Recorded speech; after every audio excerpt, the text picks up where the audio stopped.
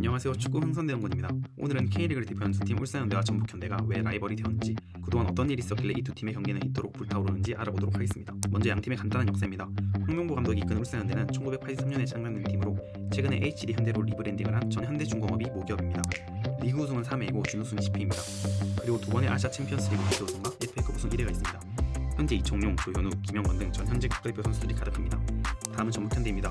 풀네임인 전북현대 모터스 축구단에서 할 수 있듯이 현대자동차에서 운영을 하는 구단입니다. 이토록 두 구단을 운영하는 현대는 같은 현대지만 다른 현대입니다. 1994년 전북 버팔로스라는 팀을 이어받아 1995년부터 리그에 참가한 전북은 전주 월드컵 경기장의 홍구장이며 현재 감독은 김상식 감독입니다. 짧은 역사지만 적극적인 투자를 통해 2010년대 최고의 팀으로 올라서 K리그 통산 최다인 9회 우승과 아시아 챔피언스리그 2회 우승, FA컵도 최다인 5회 우승을 했습니다. 주요 선수로는 월드컵 스타인 조규성을 비롯해 백승호, 김진수 등 전북현대도 국가대표 선수들이 매우 많습니다. 2005년까지만 해도 두 팀의 라이벌리는 없었습니다. 울산은 강팀, 전북은 약팀 이미지가 강했습니다. 그러다 두 팀이 처음 크게 맞붙은 것은 2006년입니다. 울산은 2005년 리그 우승팀 자격으로, 전북은 FA컵 우승팀 자격으로 아침에 참가하게 되었습니다. 그리고 4강에서 만났습니다. 예상과 달리 전북이 승리하며 결승에 진출하고 결승에서 승리하며 구단 최초로 아침에서 우승을 합니다. 이후 모기업의 전폭적인 지지를 바탕으로 2010년대 최강의 팀으로 올라섭니다. 2011년엔 리그 챔피언 결정전에서 맞붙게 됩니다. 이 경기 역시 1, 2차전으로 전북이 승리하며 통산 두 번째 리그 우승을 차지합니다. 이때까지만 해도 울산 팬들이 준우승을 해서 기분이 나빴을지언정 특별한 라이벌리는 없었습니다. 이후 울산은 2012년 구단 최초 아침 우승을, 전북은 2014년 리그 세 번째 우승을 거머쥡니다. 그런데 이때 한 선수가 등장합니다. 바로 김신욱 선수입니다. 2009년 울산에 입단한 그는 리그 MVP와 득점왕도 한 번씩 거머쥐고 월드컵에도 나가는 울산의 간판 선수였습니다. 해외 이적 관련하여 조금씩 이슈가 나오긴 있었지만 팬들도 국내 다른 팀으로 이적할 거라고는 생각도 하지 않았습니다. 그런데 득점왕을 수상한 2015 시즌 종료 후 갑자기 전북으로 이적이 발표납니다. 이후 행보가 두 팀의 라이벌리에 불을 지폈습니다. 울산 구단과의 아쉬움을 이적 후에도 지속적으로 토로하며 울산 팬들의 화를 돋구기 시작했고, 급기야 2017년에는 맞대결에서 득점 후 과한 세리머니를 하고 울산 팬들도 매운맛 걸개를 내걸며 선수와 팬들의 관계는 돌아올 수 없는 다리를 건넜습니다. 한편 이적 첫해 전북의 심판 매수 사건이 터집니다. 하지만 승점 9점 삭감이라는 가벼운 징계를 받고 전북은 그해 서울에 우승을 내줍니다. 하지만 아시아 챔피언스 리그에서는 2006년 이후 두 번째 우승을 차지합니다. 그런데 매수로 인해 2017년에는 참가 자격을 박탈당하고 이때 전북의 출전권을 리그 4위였던 울산이 받아 아침에 참가합니다. 그리고 이때 두 팀의 라이벌리를 강화시킨 두 번째 사건이 발생합니다. 바로 김진수 선수의 일명 아우한 사건입니다. 급하게 출전한 탓인지 울산은 아침 플레이오프 통과 후 조별리그 첫 경기인 일본 가시마 엔틀러스 원정에서 패배합니다. 그런데 경기 이후 김진수가 이를 조롱하는 듯한 우리가 한다니까 라는 문구에 인스타그램 피드를 올리며 울산 팬들을 자극합니다. 물론 두 스토리와는 별개로 당시 2015년부터 2018년 사이 두 팀의 이상은 과거와 반대로 전북은 최강팀, 울산은 순위가 떨어졌다가 점차 회복하는 팀으로 차이가 있었습니다. 맞대결에서도 대부분 전북이 승리하던 시기입니다. 이 시기 울산은 FA컵 우승 1회가 전부였고 전북은 리그 우승 3번과 아침 우승 1번까지 매해 트로피를 들어올렸습니다. 그러나 2019년부터 현대가 더비의 제2막이 열립니다. 매년 순위로 올라오던 울산은 2019년도부터 본격적으로 전북과 1위 싸움을 벌입니다. 매 라운드 순위가 엎치락뒤치락했고 마지막 경기 직전 맞대결에서는 1대1 무승부를 기록합니다. 참고로 이 경기가 그 유명한 동점골 직후 세레모니 하던 불트위스의 K 잔디짤이 생성된 경기입니다. 그렇게 당시 한 경기를 앞둔 상황은 승점 3점 차이로 울산에게 매우 유리한 상황이었습니다. 울산은 비기기만 해도 우승 확정인 상황이었고 심지어 경우에 따라서는 울산이 지고 전북이 이기더라도 우승이 가능한 상황이었습니다. 하지만 12월 1일 비기기만 해도 된다는 상황은 울산에게는 악몽이었습니다. 때는 바야흐로 2013년 K리그 클래식의 마지막 경기를 앞두고도 울산은 2등 포항에게 2점이 앞선 상태였고 심지어 마지막 경기가 2등 포항과의 맞대결이라 비교도 우승이 확정인 상황이었습니다. 하지만 결과는 후반 추가 시간 포항의 극적인 골로 시즌을 1분 남기고 트로피를 내주게 됩니다. 그리고 공교롭게도 2019년의 매치업도 똑같은 12월 1일 울산과 포항의 경기였습니다. 2등이었던 전북은 강원과의 맞대결이었습니다. 당시 실시간 순위 변화입니다. 그에 앞서 K리그는 공격적인 축구를 추구하기 위해 승점이 같을 경우 득실차보다 다득점을 우선적으로 따진다는 점을 먼저 기억해주세요. 마지막 경기인 만큼 두 경기는 같은 시간에 시작이 됐습니다. 먼저 전반 26분 포항의 완델손이 선제골을 넣습니다. 하지만 36분 울산의 주니오가 동점골을 넣고 39분 전주에서는 전북이 골을 넣었지만 아직까지는 울산이 1인 상태에서 전반이 마무리됩니다.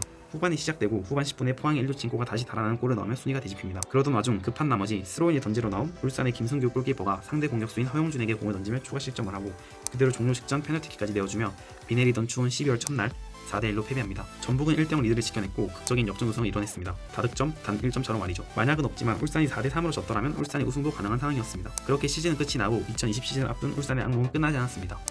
비록 준우승이었지만 시즌 MVP를 수상한 임대신분의 김보경 선수가 전북으로 완전 이적해버리고 우승을 위해 반년간 뛰러 돌아온 김승규 선수는 다시 일본으로 돌아갔습니다. 하지만 울산은 여기서 멈추지 않고 이를 메꾸기 위한 그 이상의 영입을 시작합니다. 김승규의 대체자로 또 다른 국가대표 골키퍼인 조현우를 영입했습니다. 곧이어 러시아 월드컵 국가대표인 정승현이 복귀하고 윤빛가람을 영입합니다. 또 2020년 U23 아시아 챔피언십 MVP인 원두재와 런던 올림픽 멤버인 김기희를 영입하는 등 그야말로 폭풍 영입을 이어나갑니다. 하지만 무엇보다도 활용 정점은 바로 이청용의 울산 입단이었습니다. 시즌 중에는 우승을 위해 홍철 선수도 영입합니다. 이렇게 만반의 준비를 한 울산은 코로나로 시즌이 단축됐지만 위력적인 모습을 보여줍니다. 27경기 26골을 기록한 주니어를 앞세워 전북을 제외한 10팀을 상대로 단 1패만에 허용하며 17승 6무 1패의 좋은 성적을 기록합니다. 반면 전북은 약팀에게도 간간히 패배하며 16승 3무 5패를 기록하며 양팀의 맞대결을 제한 승점 차는 6점 차이로 울산이 앞서 나가고 있었습니다. 그럼 맞대결 결과는 어땠을까요? 결과는 충격적이게도 전북이 3승이었습니다. 2019년과 마찬가지로 마지막 경기 직전의 맞대결까지 전북이 승리하며 승점 6점 차를 맞대결 3승으로 단숨에 극복해버렸습니다. 그렇게 맞이한 또 한 번의 마지막 경기. 그러나 이번엔 입장이 반대였습니다. 전북은 비기면 우승 확정이었고 전북이 지고 울산이 이겨야 다른 팀을 상대로 벌어놓은 다득점을 가지고 우승이 가능했습니다. 두 팀은 각각 대구와 광주를 상대했습니다. 하지만 전북은 울산과 같은 실수를 하지 않고 2대0 말끔한 승리를 얻어냈고 우승을 확정 짓습니다. 이때 울산의 이동경 선수는 3대0 대승과 득점을 기록하고도 눈물을 흘리고 말죠. 하지만 두 팀의 맞대결은 여기서 끝이 아니었습니다. 공교롭게 결승 전까지 단 한 번도 만나지 않은 두 팀은 FA컵 결승에서 또다시 맞붙게 됩니다. 하지만 역시나 리그 준승과 내부 불화설로 지쳐있던 울산은 1차전 홈에서 겨우 비겼고 이후 2차전 전북은 홈에서 승리하며 FA컵까지 더블을 달성합니다. 이 당시 두 팀의 전체 맞대결 전적은 4승 1무로 전북이 압도했습니다. 2년 연속 준우승을 당한 울산에게도 마지막 기회는 있었습니다. 코로나로 인해 시즌이 종료된 후 카타르로 이동해 타이트한 일정 속에서 아침을 몰아서 진행을 했는데 전북은 조별리그에 탈락하고 울산은 결승 진출을 이뤄냅니다. 당시 과연 울산이 하나의 우승컵은 챙기느냐 아니면 사상 초유의 준우승 트래블로 시즌을 마무리하고 마느냐로 관심이 모아졌습니다. 하지만 울산은 연장 접전 끝에 이란의 페르세폴리스를 상대로 승리하며 구단 두 번째 아침 우승이자 무패 우승을 달성합니다. 전북은 더블이라는 대업을 달성한 시즌이었고 울산은 전북만 빼면 완벽했지만 전북을 상대로 최악이었던 시즌을 보냈습니다. 2021년 앞두고는 양팀의 감독들이 다 계약이 만료가 되어 새 감독들이 부임하게 됩니다. 전북은 구단 레전드인 김상식 코치를, 울산은 당시 대한축구협회의 홍명보 전무이사를 각각 감독 자리에 앉힙니다. 먼저 전북의 압도적이었던 양팀의 맞대결, 2021년은 어땠을까요? 파이널 라운드 전 정규 리그까지는 1승 2무로 울산이 근소하게 우세였습니다. 홍명보 감독 지휘 아래 시즌을 잘 운영해 나가던 울산은 리그와 아침, FA컵까지 모두 순항하며 트래블에 도전 중이었습니다. 그러던 중 가장 큰 위기를 맞이합니다. 바로 아침 2경기 후 리그와 FA컵 각각 한 경기씩 가장 중요한 4경기를 단 11일 만에 치러야 했습니다. 그야말로 모든 경기를 다 이겨낸다면 정말 아시아 최초의 트래블의 직전까지 가게 되고 하나라도 잘못되면 연쇄적으로 무너질 수 있는 중요한 4연전이었습니다. 지옥의 4연전 첫 경기는 또 공교롭게도 전북과의 아침 8강전이었습니다. 울산의 선제골로 시작되어 주관이 받거니 하다가 2대2로 연장에 돌입했고 이동경의 그림 같은 원더골에 울산은 전북을 꺾고 4강에 진출하게 됩니다. 곧이어 이틀 휴식 후 4강전에서는 포항과의 경기였습니다.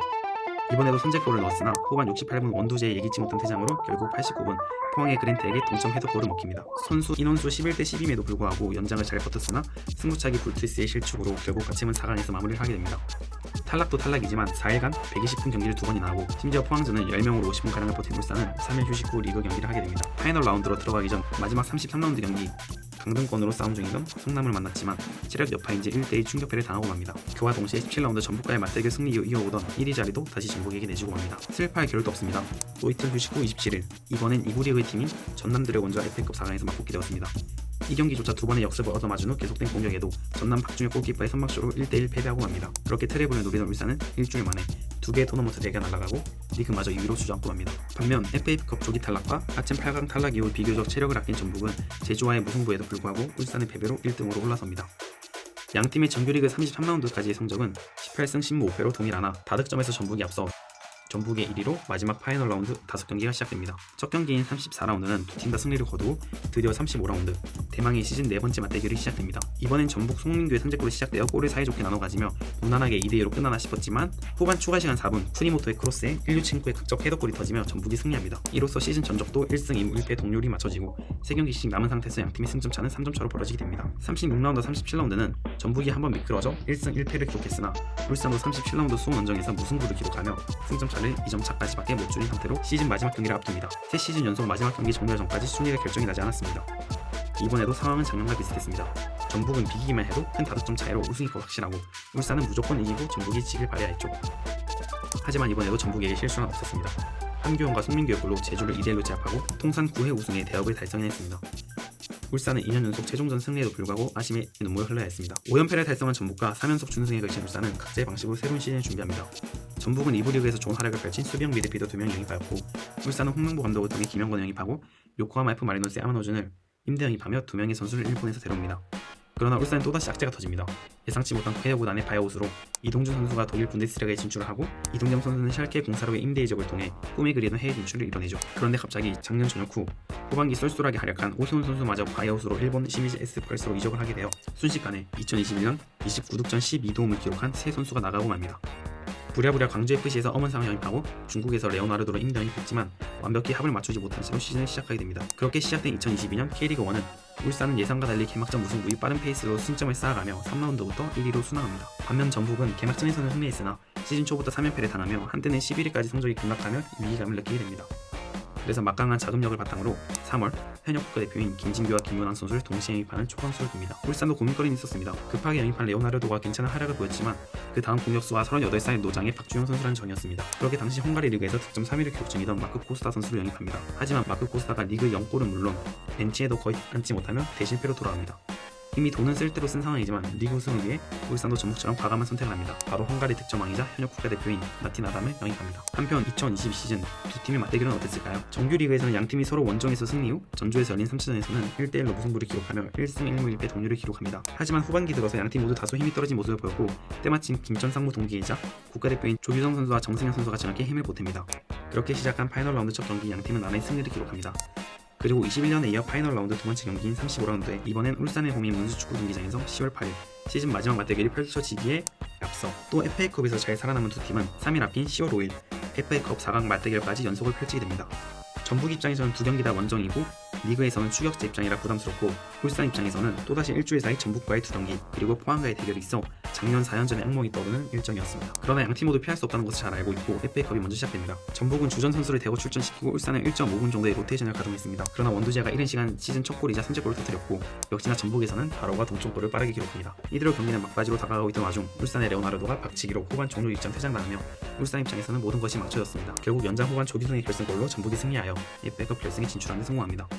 그렇게 맞이한 10월 8일 시즌 마지막 현대가 더비 경기 전 양팀의 승점 차이는 5점으로 만약 울산이 승리한다면 17년 만에 우승의 9분 동선을 넘게 되고 만약 전북이 승리한다면 다시 승점 차를 2점까지 좁히며 시즌 끝까지 우승 경기를 끌고 갈 수 있는 정말 중요한 경기였습니다. 그래서 2만 명이 넘는 관중이 응집하며 정말 시즌 최고의 대미를 장식할 경기가 시작됩니다. 초반부터 거친 반칙들이 나오던 중 2022년 울산이 끊임없이 괴롭힌 바로가 또 한 번 선제골을 기록합니다. 이후로도 서로 계속 공격을 주고받았으나 득점은 터지지 않았고 경기는 후반 추가 시간에 돌입했습니다. 울산 팬들은 또다시 과거의 기억으로 불안감이 엄습해왔고 전북 팬들은 역시 우승 DNA라며 축배를 들 준비 중이었습니다.